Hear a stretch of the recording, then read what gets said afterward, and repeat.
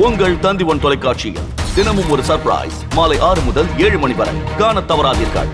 சென்னை திருசூலம் பகுதியில் ஆய்வுக்காக சென்ற வருவாய் மற்றும் பேரிடர் மீட்பு முதன்மை செயலாளர் அமுதாவிடம் திமுக ஒன்றிய கவுன்சிலர் அடுக்கடுக்கான கோரிக்கைகளை முன்வைத்தார்.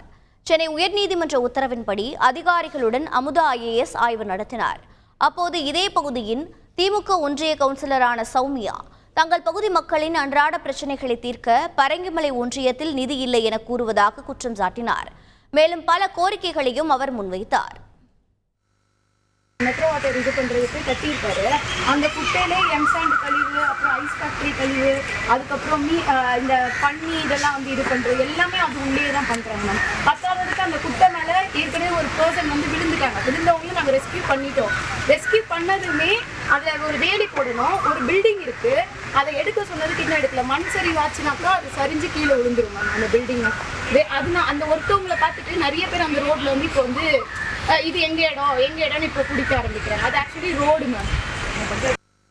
யூனியன் மீட்டிங்கில் டைரெக்டாக வந்து கலெக்டர் வந்து அங்கேருந்தே 2.5 கோடி கிட்ட வேறு ஊராட்சிகளுக்கு வந்து தந்துட்டாங்க.